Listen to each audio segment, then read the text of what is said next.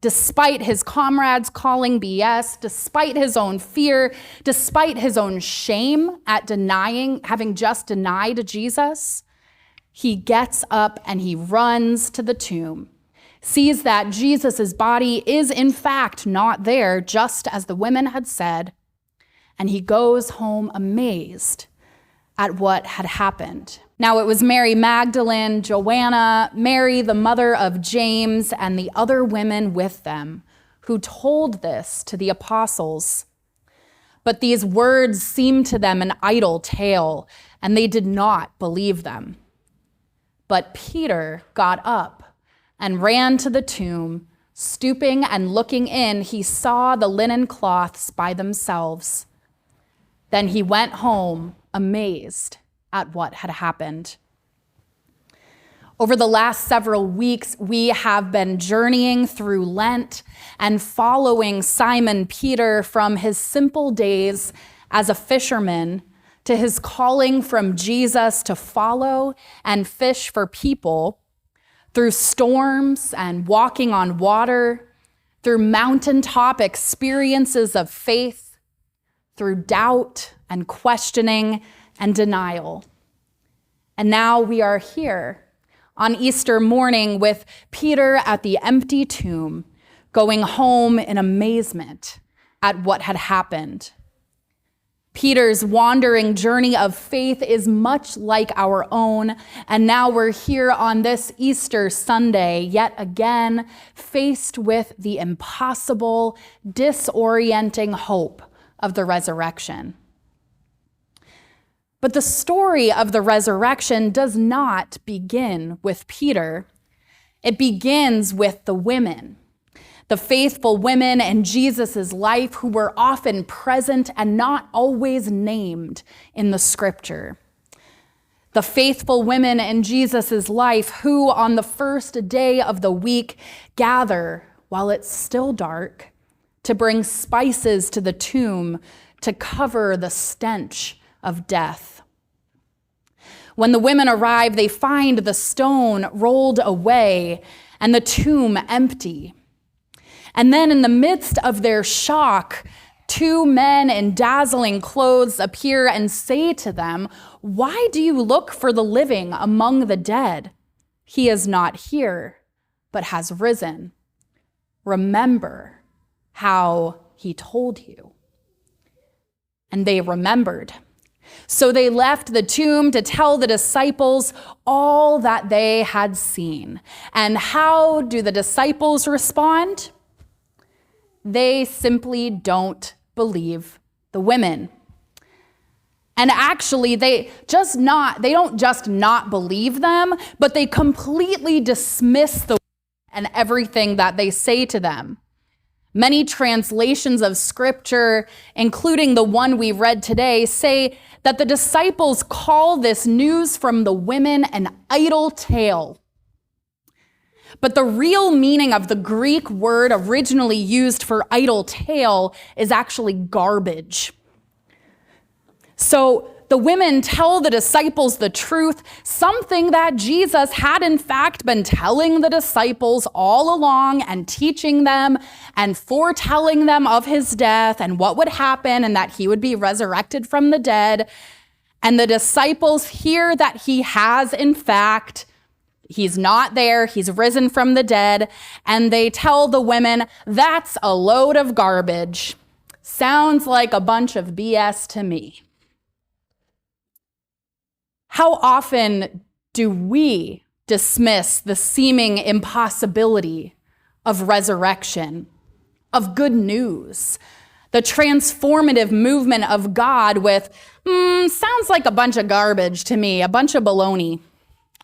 How often do we hear radical ideas of what church could be, of a passion for mission or ministry someone has, of a way we could do things and be different, and out of skepticism, out of cynicism, out of fear of the unknown, we reject the movement of the Spirit and say, that's some garbage, no thanks. I don't know about you, but I've sure experienced that in the church and even in this church. Sounds like a bunch of garbage to me. Even the kids agree. It's a bunch of garbage. In a Christian Century article from 2021 entitled Life After Resurrection that had come a year after the COVID pandemic was first shared, theology professor Brian Bantam wrote, "But the promise of new life is never straightforward, is it? We don't always recognize liberation when it's announced to us or believe that what we hear about good news. We have become accustomed to loss, have seen the sheer power and spite of empire strike down those we love and believe in. Sometimes the trauma and the struggle change us deep down in ways that make it seem impossible." But then we have Peter. Oh, Peter, our relatable disciple who just when it seems like things are going his way, just when Jesus names him as the rock upon which the whole church will be built, Peter goes and denies even being associated with Jesus when his own life is on the line. And yet, our beloved disciple Peter, our relatable disciple that reminds us a little too much of ourselves sometimes, Peter still has that little spark of hope within him. That little nudge, that little movement from the Spirit that pushes him after hearing what the women say, despite the rest of his friends saying, that's some garbage. He gets up and he runs to the tomb anyway. Despite his comrades calling BS, despite his own fear, despite his own shame at having just denied Jesus, he gets up and he runs to the tomb, sees that Jesus' body is in fact not there, just as the women had said, and he goes home amazed at what had happened. Despite everything Peter has gone through, especially in the last 3 days, he still gets up and goes to the tomb, that last spark growing into a flame that will spread into a Pentecost hope and become the church which we are now a part of 2,000 years later. Theologian Caroline Lewis asks, could it really be true? It's the question I think Peter asked himself, she says. And with hope on his heels, he ran to the tomb to see for himself. Peter goes home wondering, and it's in that wondering that the meaning of the resurrection lies. The resurrection only makes sense when we remain amazed, marveling and wondering at the love of God that reversed death itself. We are not asked to explain the resurrection, offer proof for the resurrection, or make a case for the resurrection, but instead, she says, like Peter, we live in wonder for how belief in the God of resurrection truly can change the world. Friends, on this Easter, we proclaim yet again that Christ is risen indeed. The question for us is, will we dismiss this good news as a load of garbage? Or will we let that spark of hope grow within us and beyond us?